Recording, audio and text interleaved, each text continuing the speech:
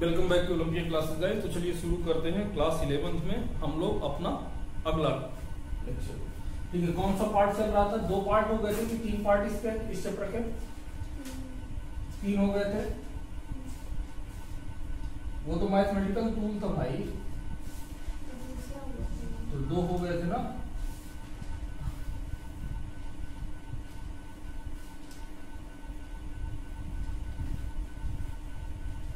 Chapter आपका 3rd चल रहा है और पार्ट भी आज आपका कौन सा है? तीसरा पार्ट चलेगा। आज हम लोग देखेंगे क्या? एक समान त्वरित गति के समीकरण। तो हेडिंग लगाइएगा, एक समान त्वरित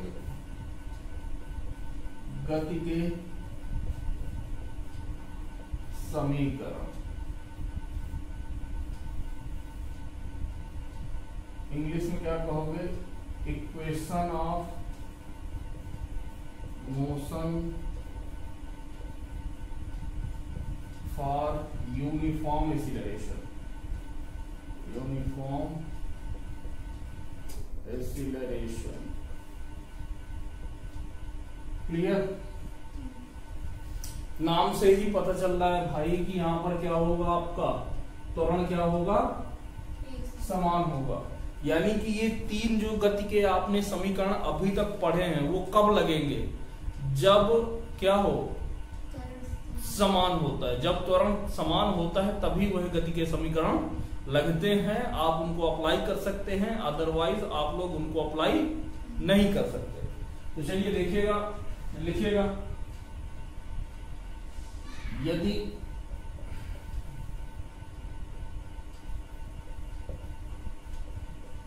किसी वस्तु का प्रारंभिक वेग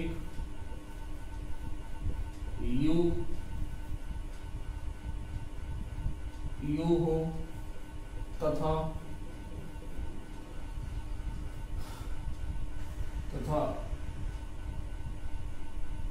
इसका वेग, इसका अंतिम वेग समय t बाद v हो जाए तथा त्वरण a पूरी यात्रा में एक समान रहता है, एक समान रहे,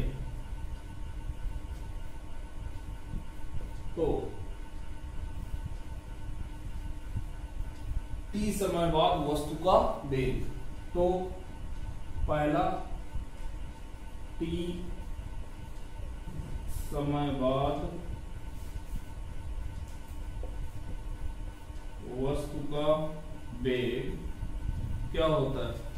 v बराबर u प्लस का at। v क्या है?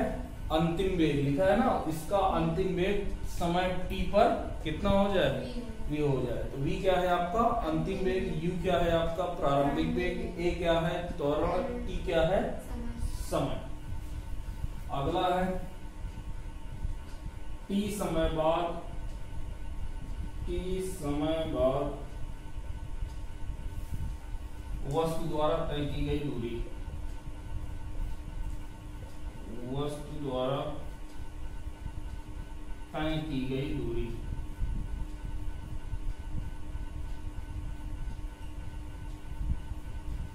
क्या होता है? s बराबर ut प्लस का half a t square. s क्या है? आपकी दूरी है। क्लियर? ठीक है। अगला s दूरी तय करने के बाद, s दूरी तय करने के बाद बाद वस्तु का अंतिम वेग, वस्तु का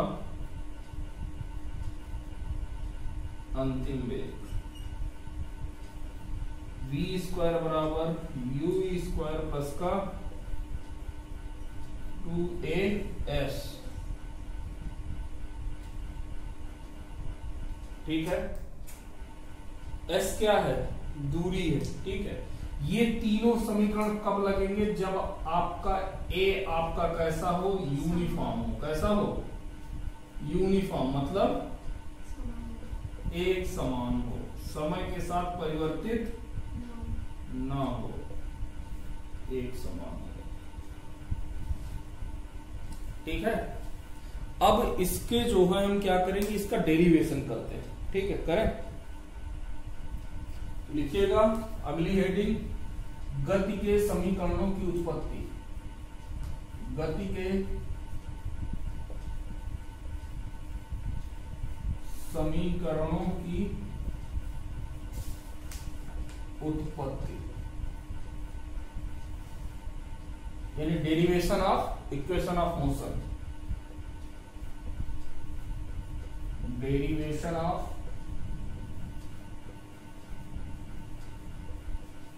इक्वेशन ऑफ मोशन। क्लियर? तो अब देखो करेंगे क्या, इसके कितने नियम हैं, 2 नियम।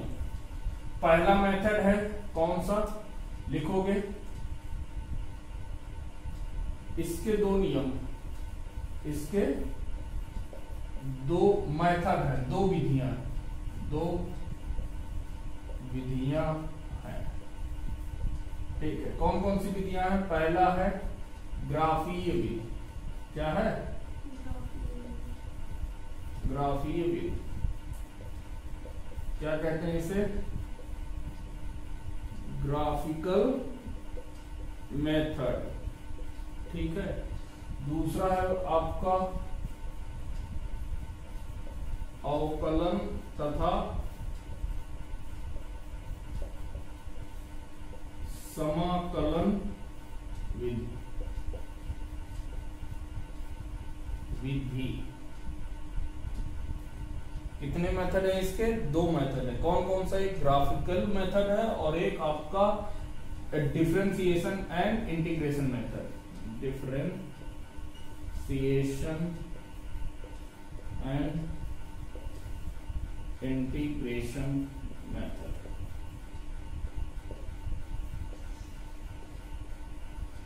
ठीक, अब इसमें हम लोग क्या करेंगे कि हम सबसे पहले देखो होता क्या है कि सबसे पहले हम क्या देखेंगे, ग्राफिकल मेथड। क्या देखेंगे, ग्राफीय विधि। तो सबसे पहले हम क्या करते हैं, पहला समीकरण, गति का प्रथम समीकरण। गति का प्रथम समीकरण का क्या होता है, b बराबर u प्लस का, लिखते हैं यहां पर b बराबर u प्लस का at। ठीक, देखो यहां पर क्या है, हम यहां पर आपका वेग और समय में क्या बनाते हैं, ग्राफ बनाते हैं। किसमें, ये वेग है, y एक्सिस पर क्या रहता है, वेग रहता है, और x एक्सिस पर समय रहता है। क्या रहता है, समय। इधर आप लिख सकते हो वेलोसिटी और इधर क्या लिख सकते हो, टाइम। ठीक है, इधर ये वेलोसिटी। अब ये क्या कह रहा है कि यदि कोई वस्तु चलना शुरू करती है, यदि कोई वस्तु चलना शुरू करती है तो उसका प्रारंभिक वेग कुछ होगा, शुरुआत में क्या होगा, कुछ ना कुछ उसका प्रारंभिक वेग होगा। तो हमने मान लिया कि उसका प्रारंभिक वेग कितना है, u है। कितना है, प्रारंभिक वेग u है, तो ये क्या है, 0 है। ये क्या है, यहाँ पर मूल बिंदु है। ठीक है, यहां से हमने मान लिया कि ये जो दूरी है, ये आपका प्रारंभिक वेग कितना है, u है। ये क्या है, प्रारंभिक वेग। ठीक है, फिर जब वस्तु क्या करती है कि चलना शुरू करती है, ठीक है, जब वस्तु क्या करती है, चलना शुरू कर, भाई शुरुआत में उसकी कुछ स्पीड है, फिर वो कहता है कि t समय बाद उसका वेग परिवर्तित हो जा रहा है। क्या हुआ जा रहा है, अब परिवर्तित होकर कितना हो जा रहा है, v हुआ जा रहा है, और उस पर एक क्या काम करता है, त्वरण काम करता है। तो जब त्वरण काम करेगा तो उसका यदि वेग परिवर्तित होकर, तो हम मान लेते हैं कि ये क्या है, ये उसका ग्राफ है, किसका, वेग और समय का। तो ये वाली जो डिस्टेंस है ये उसकी क्या दे देगा, ये वाला ध्यान से समझना, ये वाली क्या दे देगा, फाइनल वेलोसिटी क्या दे देगा, और यहां से ये कितना समय लग रहा है, t समय लग रहा है। कितना समय लग रहा है, t समय। कोई दिक्कत यहां पर, देखो ध्यान से समझना क्या कह रहा है कि कोई आपकी वस्तु है जिसका प्रारंभिक वेग कितना है, u है, ठीक है। वो कह रहा है कि वो प्रारंभिक वेग u से चलना शुरू करती है और उस वस्तु पर क्या लगता है, एक समान त्वरण a लगता है। क्या लगता है, एक समान त्वरण a लगता है। कह रहा है कि जब उस पर त्वरण लग जाता है, क्या लगता है, त्वरण लगता है, तो t समय बाद उसका वेग कितना हो जाता है, v। t समय बाद उसका वेग कितना हो जाता है, v हो जाता है। तो त्वरण लगा तो उसका वेग क्या हो जाएगा, बढ़ेगा, ठीक है। तो ये देखो समय, जैसे जैसे समय बढ़ रहा है तो वेग भी क्या हो रहा है, ऊपर बढ़ रहा है। बात यहां समझ में आ रही ना, कि देखो यहां पर यदि आप करोगे तो यदि मान के चलो कि यहां पर वेग कितना है, 5 मीटर पर सेकंड। कितना है, 5 मीटर पर सेकंड स्क्वायर, सॉरी जो वेग है कितना है, 5 मीटर पर सेकंड वेग है। यहाँ पर त्वरण लग गया है, ठीक है। अब यहां से देखो तो ये 5 मीटर को बता रहा है, भाई इसको मिलाओगे ना, एक्स एक्सिस आपको क्या देगा, समय देगा, वाई एक्सिस आपको क्या देगा, वेग बताएगा। तो यहां से यदि इस पॉइंट को देखोगे तो एक्स एक्सिस पे ये बता देगा कि यहाँ पर समय कितना है, और वाई एक्सिस पे जब आप इसके सामने देखोगे तो क्या बता देगा, वेग बता देगा। क्लियर कि नहीं क्लियर, क्लियर।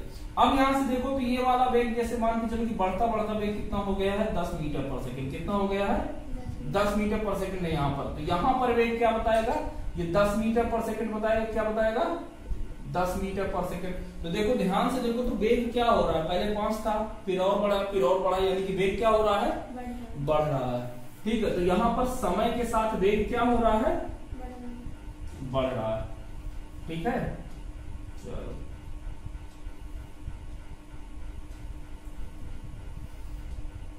तो अब हम इस लाइन को आगे बढ़ा लेते हैं, बढ़ा लिया, ठीक है।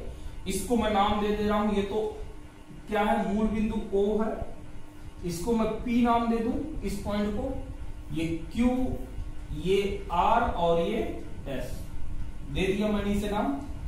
कोई दिक्कत, अब देखो यहां पर क्या है, पहले समझ लो, बाद में छाप लेना, छापने समझ दूंगा। क्या कह रहा है, वाई एक्सिस पे क्या होगा, वेग। तो यहां पर वाई एक्सिस लिखोगे, वाई एक्सिस पे क्या रहेगा, वेग रहेगा। एक्स एक्सिस पर क्या रहेगा, समय रहेगा, टाइम रहेगा। क्लियर है, ये ग्राफ में ये क्या कहोगे, किसी वस्तु का प्रारंभिक वेग, प्रारंभिक वेग u है। प्रारंभिक वेग कितना है, u है। तो u को कौन दिखा रहा है, u कितने के वेग बराबर है, OP के, OP के बराबर है ना। तो OP बराबर कितना है, u, ठीक है। एक समान त्वरण से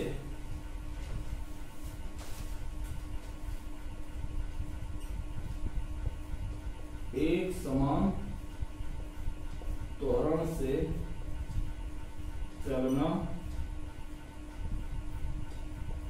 शुरू करती है। क्या करती है, एक समान त्वरण से चलना शुरू करती है। चलो, तो एक समान त्वरण से चलना शुरू करती है, तो यहां पर जो आपका जो त्वरण होगा वो क्या होगा, ध्यान से समझना। त्वरण बराबर क्या होता है, अंतिम वेग माइनस का प्रारंभिक वेग बटा समय, यही होता है। क्या होता है, अंतिम वेग माइनस का प्रारंभिक वेग बटे समय। अंतिम वेग कितना है, ये वाला v, QS ना, QS है, तो यानी कि ये भी कितना दिया हुआ है, v, यही तो दिया हुआ ना, हमने क्या माना कि अंतिम वेग कितना है, v, तो कितना हो गया ये। जो ध्यान से समझना थोड़ा सा, त्वरण बराबर क्या होता है,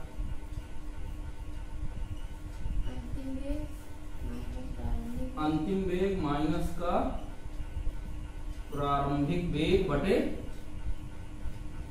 समय। ठीक है, यहां से देखो तो अंतिम वेग कितना है बेटा, v माइनस का u डिवाइडेड बाई t। ये क्या है आपका a। ठीक है, छापो छापो, फिर आगे बढ़ते हैं, इसके बाद करेंगे, नीचे चलेंगे, छापो इसे।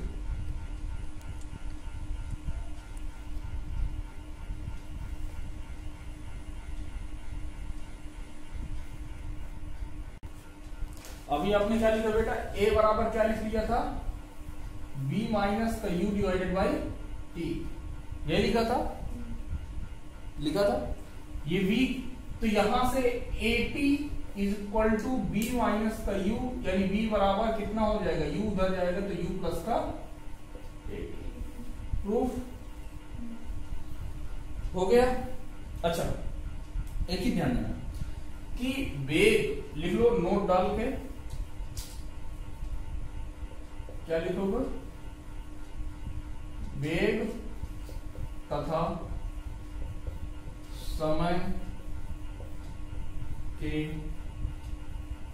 ग्राफ का स्लोप, स्लोप मतलब प्रवणता,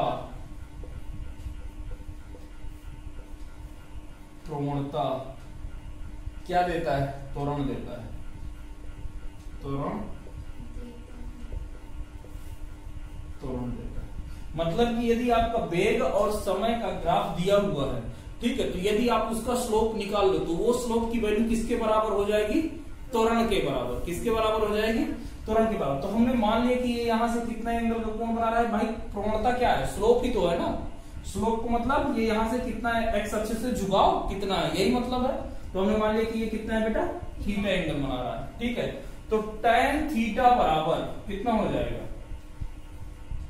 ठीक है, यहां से देखो, यहां से क्लियरली अभी इसी के बाद लिखना है। तो tan थीटा बराबर कितना हो जाएगा, यहां पर tan थीटा बराबर कितना हो जाएगा, लंब बटे आधार क्या होता है, tan थीटा बराबर क्या होता है, लंब बटे, तो लंब कितना हो जाएगा, QR, कितना है, QR डिवाइडेड बाई आधार, आधार कितना हो जाएगा, RP, यही होगा। अच्छा देखो बेटा, QR को जगह पे हम क्या लिख सकते हैं, QR को हम क्या लिख सकते हैं, QS माइनस का RS डिवाइडेड बाई RP, सही है। अब यहां से देखो तो QS की मान कितना है, V है, V माइनस का U, भाई ये RS कितना हो जाएगा, RS भी तो कितना हो जाएगा, U हो जाएगा ना, क्योंकि ये तो इसी के बराबर है, तो ये U डिवाइडेड बाई RP कितना है, T। और मैंने ये क्या बताया है कि ये जो समय, वेग तथा समय के ग्राफ का स्लोप क्या देता है, प्रवणता, क्या देता है, त्वरण देता है। तो यानी कि tan थीटा की जगह पे क्या हो गया, A बराबर V माइनस का U डिवाइडेड बाई T, फिर से वही प्रूफ हो गया, B बराबर U प्लस का AT। छाप लो।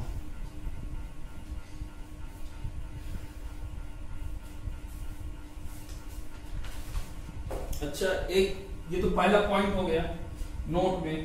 दूसरा पॉइंट क्या है, क्या लिखोगे, वेग तथा समय के ग्राफ का क्षेत्रफल क्या देता है बेटा, दूरी देता है, क्या देता है, दूरी कह लो या विस्थापन,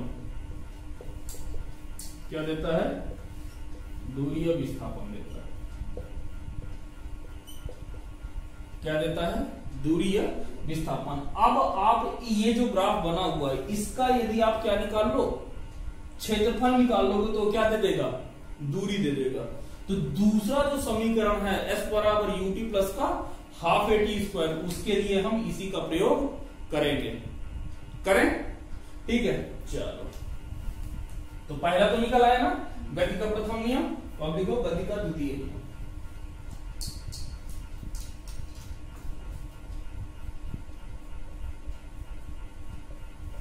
गति का द्वितीय नियम, कोई दिक्कत तो नहीं। चलो, क्या होता है, S बराबर ut प्लस का हाफ AT स्क्वायर, सब पता है, सब क्या है। अब आपको पता है कि वेग तथा समय का ग्राफ क्या देता है, दूरी या विस्थापन देता है। तो हमें क्या चाहिए, दूरी तो चाहिए ना। तो यानी कि यहां से मैं क्या लिख सकता हूं, दूरी बराबर मैं क्या लिख सकता हूं बेटा, दूरी बराबर कौन सा ग्राफ है आपका, OPQRS, यही तो है। दूरी बराबर क्या हो जाएगा, OPQRS का क्षेत्रफल। कोई दिक्कत, ठीक। हमें क्या निकालना है, इसका क्षेत्रफल निकालना है। क्लियर हो गया। तो अब आप यदि आप ध्यान से देखोगे तो ये वाला आपका कैसे बना है, ध्यान से देखो तो ये कैसा है आपका, ये तो आपका ट्रायंगल है। ऊपर वाला भाग क्या है आपका, ट्रायंगल है। PQR क्या है, ट्रायंगल है। भाई इसको मैं ये भी तो लिख सकता हूं ना, कि नहीं लिख सकता, त्रिभुज PQR का क्षेत्रफल प्लस ये आपका नीचे क्या बन रहा है, आयत बन रहा है। तो ये आयत OPRS का क्षेत्रफल, ठीक है। अब त्रिभुज PQR का क्षेत्रफल बेटा क्या होता है, त्रिभुज PQR का क्षेत्रफल क्या होता है, त्रिभुज का क्षेत्रफल क्या होता है, 1/2 आधार गुणे ऊंचाई, यही होता है। तो 1/2 आधार, तो इधर से आधार देखो तो आधार क्या है, PR, और गुणे ऊंचाई क्या है बेटा, ऊंचाई QR, क्लियर। प्लस अब इसका क्षेत्रफल बेटा कितना हो जाएगा, रेक्टेंगल हो जाएगा ना, ये क्या दिया, रेक्टेंगल ही तो दिया हुआ है। तो रेक्टेंगल क्या होता है, OP गुणे OS कर दो या PR कर दो, जो भी करना है कर दो। कर दिया, यहां तक कोई दिक्कत बेटा नहीं। तो ये कितना हो जाएगा, ये तो हाफ PR यहां पे किसके बराबर है, T के बराबर है ना। ये PR किसके बराबर, T के। अब QR यदि आप देखो तो ये हमें क्या निकालना है, QR। तो QR बराबर क्या है, V माइनस का, क्लियर, प्लस, क्लियर है। OP कितना है बेटा, U है, और OP है, U है, और ये कितना है, T। क्लियर हो गया। ऊपर वाला हटाए दे रहा हूं, पॉज करके नोट कर लो।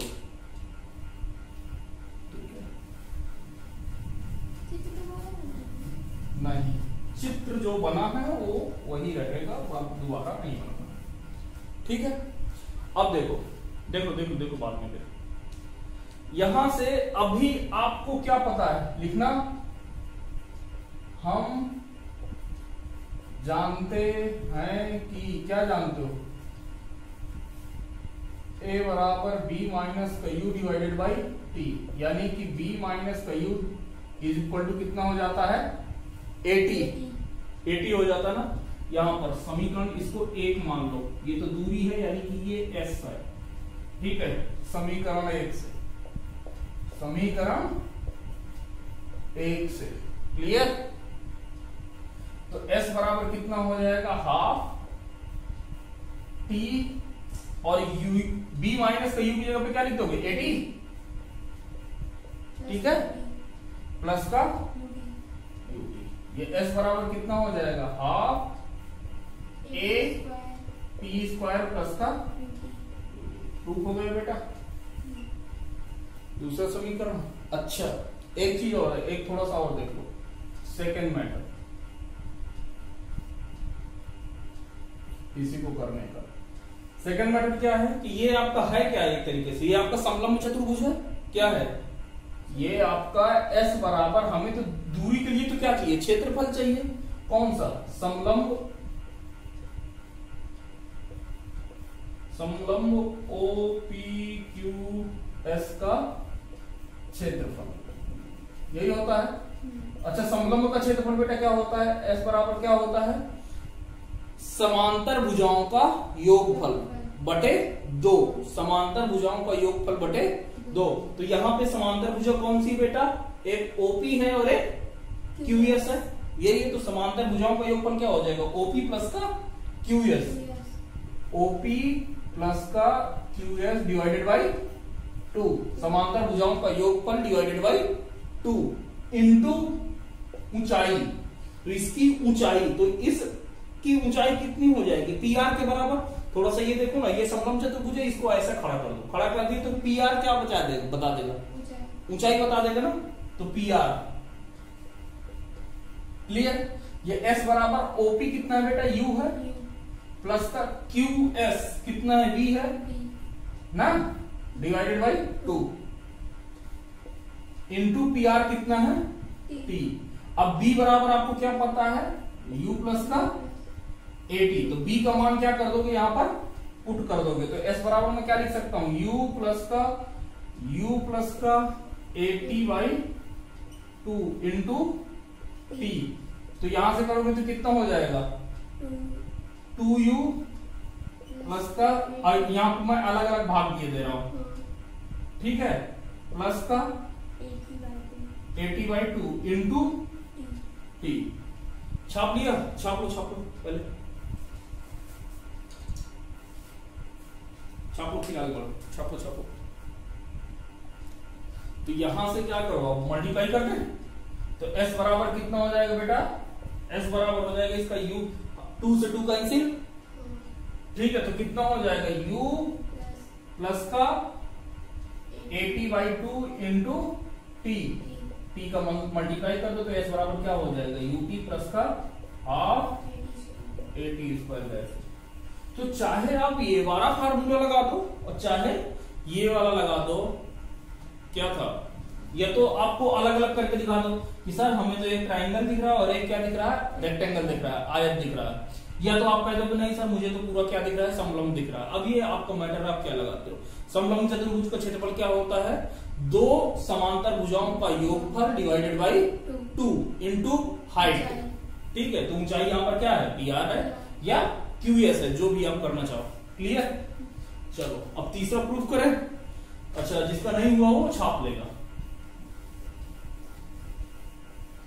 तीसरा, तो तीसरा हमें क्या प्रूफ करना है, बी स्क्वायर बराबर यू स्क्वायर प्लस का 2as। तो लिखोगे गति का तृतीय समीकरण, गति का तृतीय समीकरण क्या होता है बेटा, बी स्क्वायर बराबर यू स्क्वायर प्लस का 2as। यहां से भी दूरी आ रही है ना, तो क्या करें, तो हम क्षेत्रफल दूरी निकाल लेते हैं। तो दूरी निकालने के लिए क्या करना पड़ेगा बेटा, क्षेत्रफल ना। तो ठीक है, आप दूरी निकालो, s बराबर कितना हो जाएगा, s बराबर आपका क्या हो जाएगा, दूरी क्या मतलब क्षेत्रफल, तो s बराबर किसका क्षेत्रफल, ओ पी क्यू एस का क्षेत्रफल, यही तो होगा, ओपी क्यू एस का क्षेत्रफल, ठीक है। यहां से ये क्या है, ये तो समलंब चतुर्भुज है ना, अब मैं डायरेक्ट लगा दे रहा हूं, तो s बराबर कितना हो जाएगा, समलंब चतुर्भुज का क्षेत्रफल, यानी कि ये कितना हो जाएगा, ओपी प्लस का क्यूएस डिवाइडेड बाई 2 इंटू इसकी लंबाई ऊंचाई कितना है, पी आर, तो यहां से S बराबर OP है U, QS है V divided by 2 into PR है T है। अब यहां से आपने क्या पढ़ा है, लिखोगे हम जानते हैं कि, क्या जानते हो, V बराबर U प्लस का AT। यहां से जब T की बराबर निकालोगे तो कितना हो जाएगा, V माइनस का U डिवाइडेड बाई A, यही होगा, V माइनस का U डिवाइडेड बाई A। इसको कर दो समीकरण नंबर 1। समीकरण 1 से मान पुट कर दोगे तो क्या हो जाएगा, S बराबर U स्क्वायर U प्लस का V डिवाइडेड बाई 2, तो यहां से मल्टीप्लाई कर दोगे तो कितना हो जाएगा, V माइनस का U डिवाइडेड बाई A। ठीक है, तो ये यहां से कितना हो जाएगा, S बराबर V स्क्वायर माइनस का U square divided by 2A। Clear, समझ में आया। ये B प्लस का U और B माइनस का U क्या बन गया, A plus B A minus B, तो क्या हो गया A square minus B square. वहां से तो V स्क्वायर बराबर कितना हो जाएगा, V स्क्वायर माइनस का U स्क्वायर बराबर 2AS, यानी कि V स्क्वायर बराबर कितना हो जाएगा बेटा, U स्क्वायर प्लस का 2AS। ये आपने क्या कर लिया, इधर लेते आए तो वो माइनस से क्या हो गया, प्लस में। ठीक है, छाप लो।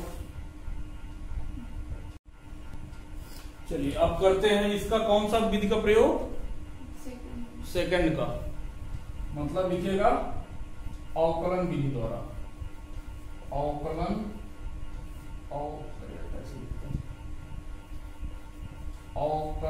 तथा समाकलन विधि द्वारा,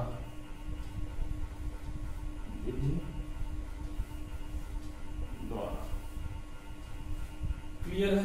तो पहले क्या लिखेंगे, गति का प्रथम समीकरण देखें, प्रथम समीकरण क्या होता है बेटा, V बराबर U प्लस का AT। क्लियर। अच्छा, आपको ये पता है ना त्वरण बराबर क्या होता है, A बराबर क्या होता है बेटा, A बराबर होता है delta V divided by delta T। ठीक है, और यदि ये T क्या होना चाहिए, यदि A मैं लिखूं तो यहां पर मैं क्या लिख सकता हूं, limit delta T tends to 0 delta V divided by लिख सकता हूं। यहां पर T क्या है, बहुत छोटा है, 0 की ओर क्या है बेटा, अग्रसर है, यानी कि A बराबर को क्या लिख दूंगा, अब यहां पर डेल्टा हट के क्या आ जाएगा, dV बाई dt हो जाएगा ना बेटा। ये dV बाई dt क्या हो गया, छोटी छोटी राशि हो गई, एकदम से छोटी राशि मतलब 0 के लगभग बराबर है लेकिन 0 नहीं, तो ये क्या हो गया, छोटी राशि हो गया। अब ये किसका फॉर्म है बेटा, अवकलन है, क्या है, अवकलन है। तो अब देखो तो मैं dV को क्या लिख सकता हूँ, यहां से dV बराबर मैं क्या लिख सकता हूँ, A इंटू dt कर सकता हूं। अब इसका क्या कर देना बेटा, समाकलन कर देना। क्या कर देना है, समाकलन। तो लिखोगे समाकलन करने पर, समाकलन करने पर, तो जब आप समाकलन करोगे बेटा तो क्या करोगे, समाकलन का साइन लगाओगे, ये समाकलन का साइन लगा दिया। अच्छा, अब देखो अब हम क्या लगाएंगे, लिमिट लगाएंगे। क्या लगाएंगे, लिमिट। अच्छा, आपका जो वेग है कहां से कहां तक जा रहा है, u से v। भाई प्रारंभिक वेग कितना है बेटा आपका, u है, अंतिम वेग कितना है, v है। तो प्रारंभिक वेग u से कहां पर जा रहा है, v पर। प्रारंभिक वेग u से कहां पर जा रहा है बेटा, v पर। अच्छा, समय, शुरुआत में समय कितना है, 0।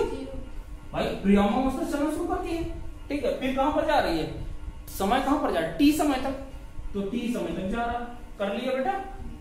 अब देखो तो यहां से जब आप करोगे तो dx का इंटीग्रेशन कितना होता था, x। क्या होता था, x, बताया था मैंने। तो इसी तरह से dv का इंटीग्रेशन कितना हो जाएगा, v। तो ये लिख दिया v। अब क्योंकि ये क्या लिखी हुई है, लिमिट लगी हुई है। क्या लगी हुई है, लिमिट। तो इसको ब्रैकेट में, बड़े ब्रैकेट में ऐसे करेंगे, ऊपर अपर लिमिट, नीचे lower limit is equal to, त्वरण कैसा है बेटा, यहाँ पर कांस्टेंट है। त्वरण कैसा है, बताया था ना मैंने कि त्वरण क्या है, यहाँ पर एक समान है, यानी त्वरण बदल नहीं रहा। तो a क्या हो जाएगा बेटा, बाहर। भाई यदि कोई संख्या लिखी हुई है तो क्या हो जाएगा, वो बाहर चला आएगा। तो ये a और t क्या समय चेंज हो रहा है ना, हाँ बेटा समय चेंज हो रहा है। तो dt का इंटीग्रेशन कितना, t। तो ये लिख दिया t और ये यहाँ पर क्या कर दिया 0 से t तक। यहाँ पर क्या करते हैं, सबसे पहले अपर लिमिट फिर माइनस का लोअर लिमिट, यानी v की जगह पर एक बार v लिखोगे, ठीक है, v की जगह पर v पुट करो तो कितना आ जाएगा v, ठीक है, माइनस लोअर लिमिट, तो लोअर लिमिट u v की जगह पर क्या पुट करोगे u, तो ये u is equal to a, t की जगह पर एक बार क्या पुट करोगे, पहले कैपिटल T पुट करोगे ना, सबसे पहले क्या पुट करना है, ऊपर वाला क्या पुट करना है, अपर लिमिट, अपर लिमिट माइनस लोअर लिमिट, ये याद रखना, अपर लिमिट माइनस लोअर लिमिट। तो अपर लिमिट क्या है बेटा t, तो यहाँ पर t माइनस का t की जगह पर 0, तो 0 पुट कर दिया खत्म। तो ये कितना हो जाएगा b माइनस का u बराबर at, तो v बराबर कितना हो गया u प्लस का रूप हो गया बेटा। चलो तो आपको ये याद रखना है कि त्वरण क्या होता है, dv बाई dt, ये याद रखना है, ठीक है, हो गया। चलो छापो छापो छापो जल्दी छापो, लिख गया। चलो अब अगला द्वितीय समीकरण देखें बेटा, ठीक है, चलो हटा दें द्वितीय समीकरण।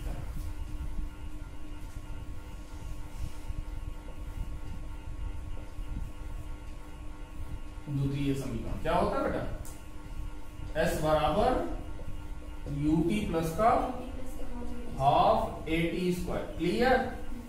चलो क्लियर है तो अच्छी बात है। अच्छा मैंने आपको क्या बताया था, कुछ बताया था, v बराबर क्या होता है, बेग बराबर, बेग बराबर क्या होता है, डिस्प्लेसमेंट डिवाइडेड बाय टाइम, यही बताया था ना, बेग बराबर, यानी कि v बराबर क्या बताया था मैंने, तो डिस्प्लेसमेंट को मैं क्या लिख सकता हूँ, डेल्टा dx अपॉन ये t लिख सकता हूँ। अब लिमिट t की क्या कर दूं, बहुत कम कर दूं, बहुत कम कर दूं ना, तो v बराबर में क्या लिख सकता हूँ, limit delta t tends to 0 delta x upon delta t, यानी कि ये क्या हो जाएगा dx अपॉन dt, ये ठीक है। ये x की जगह पर मैं s कर लूं क्योंकि हमें s पता है ना, क्योंकि दूरी क्या थी, दूरी अभिस्थापन, वो तो x से दिखाते थे ना, t उससे s से, तो यहाँ पर मैं इसे s की ये दे रहा हूं, ठीक है, ये s, ठीक, यानी कि ये याद क्या रखना है कि यदि आप दूरी का समय के सापेक्ष अवकलन करोगे, ध्यान देना पहले, यदि आप दूरी का समय के सापेक्ष अवकलन करोगे तो क्या प्राप्त होगा, तो आपको वेग प्राप्त होगा। यदि आप दूरी का समय के सापेक्ष क्या करोगे, अवकलन करोगे तो क्या प्राप्त होगा, वेग प्राप्त होगा। इसको आंख कान गाल नाक जो भी खोल के सुन सकते हो सुन लो, ठीक है। v बराबर क्या हो जाएगा, ds अपॉन dt। चलो अब क्या कर सकते हैं, मैं इसे क्या लिख सकता हूँ, ds इक्वल टू मैं क्या लिख सकता हूँ बेटा, इसे v इंटू dt कर सकता हूँ, एनी डाउट यहां तक, नहीं। b बराबर क्या होता है बेटा, u प्लस का at, मैं कर दूं इसे, b बराबर क्या होता है, u प्लस का at इंटू dt, क्लियर। अब क्या कर दे, समाकलन कर दे बेटा, समाकलन, बस बेटा समाकलन कर दो। तो ये कितना हो जाएगा, ds इज इक्वल टू, ये कहां से, ये u प्लस का at इंटू dt, क्लियर। अब देखो दूरी जब कोई समय नहीं रहा होगा तो कितनी दूरी चला होगा, 0, तो लिमिट कहां से लगेगी, 0 से लेके कैपिटल S, भाई बाद में बड़ी दूरी चल रही है, अभी जब शुरू किया तो कोई दूरी नहीं है। यहाँ पर जो dt क्या है, समय, तो समय कहां से शुरू हुआ होगा, 0 से, और कहां तक जा गया होगा, t तक, क्लियर है ना, लिमिट क्लियर है भाई। शुरुआत में वो कोई दूरी नहीं तय किया है तो कितनी हो गई, लोअर लिमिट 0, बाद में कह रहा है कि वो s दूरी चल रही है तो कितना, अपर लिमिट क्या हो गया s। अब शुरुआत में टाइम कितना रहा होगा, 0, कितना समय तक गया, t समय तक। चलो तो ds के इंटीग्रेशन में क्या, s, ठीक है। तो s का ये लोअर लिमिट, ये अपर लिमिट बराबर, थोड़ा ध्यान से देखना। अब ये मैं इसको क्या लिख सकता हूं, ध्यान से देखो, तो इसको मैं ऐसे लिख सकता हूं u dt 0 से t प्लस का 0 से t 80 इंटू dt। भाई कुछ नहीं किया, इसको अलग अलग कर लिया है, ठीक है, इसको कर सकते हैं, ठीक है, ऐसा कुछ नहीं है, इसको ऐसे लिख सकते हैं। माइनस भी होता तब भी अलग अलग कर लेते, कोई फर्क नहीं पड़ता, लेकिन गुणा या भाग पे अलग अलग नहीं करोगे, ठीक है, ये हो गया। तो अब बेटा आप इसको क्या लिख सकते हो, u आपका क्या प्रारंभिक वेग है ना, तो प्रारंभिक वेग कुछ रहा होगा 2 मीटर पर सेकंड, 3 मीटर पर सेकंड या 1 मीटर पर सेकंड, कुछ तो रहा होगा, यानी कि वो क्या रहा है, कांस्टेंट। कांस्टेंट रहेगा तो वो क्या बेटा चलाएगा बाहर, तो ये u। dt का इंटीग्रेशन t 0 से t प्लस a तो बेटा बाहर, क्योंकि a क्या है हमने माना है नियतांक माना ना, कांस्टेंट माना है, क्योंकि a जो है समय के साथ बदल नहीं रहा है। ए बेटा कहां पर आ गया, बाहर ले लिए। dt का अच्छा ये t है, t इंटू dt कितना होता है बेटा, t स्क्वायर डिवाइडेड बाई भाई x की पावर n इंटू dx का इंटीग्रेशन किए थे तो कितना लिखे थे, x की पावर n प्लस का 1 डिवाइडेड बाई n प्लस का 1, यही तो था ना। तो यहाँ पर t की जगह पर क्या है बेटा, x की जगह पर क्या है, t है, अब पावर कितनी है, 1 है, n की जगह पर कितना है, 1 है, तो t square divided by 2। Clear हो गया, तो यहां से ये t स्क्वायर डिवाइडेड बाई 0 से t, इसको सॉल्व करोगे तो ये कितना आ जाएगा, अपर लिमिट मैं डायरेक्ट लिख रहा हूं क्योंकि जीरो घटने का कोई मतलब नहीं, क्योंकि किसी भी संख्या में जीरो घटाओगे कोई फर्क नहीं पड़ता। तो अपर लिमिट ये कितना हो गया, s बराबर ut प्लस का half a t square. Proof, anything else, clear. अब अगला करें, कौन सा, गति का तृतीय समीकरण करें बेटा, चलो। त्वरण बराबर क्या होता है बेटा,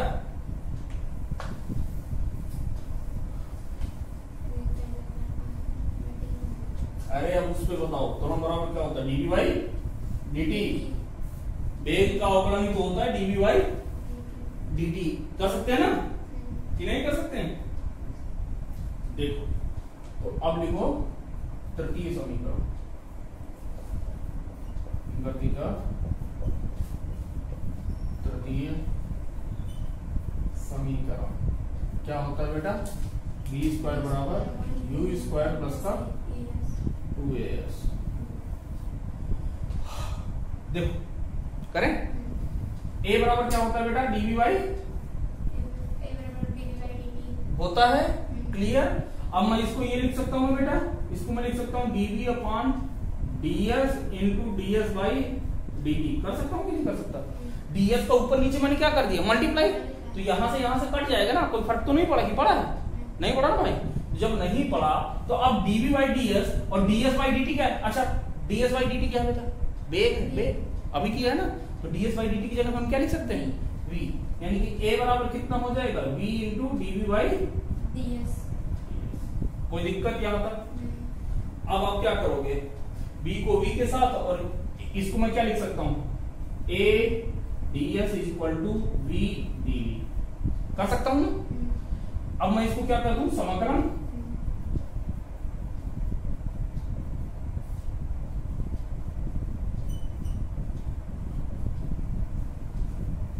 समाकलन कर सकते हैं, कोई दिक्कत तो नहीं, चलो करें, ध्यान से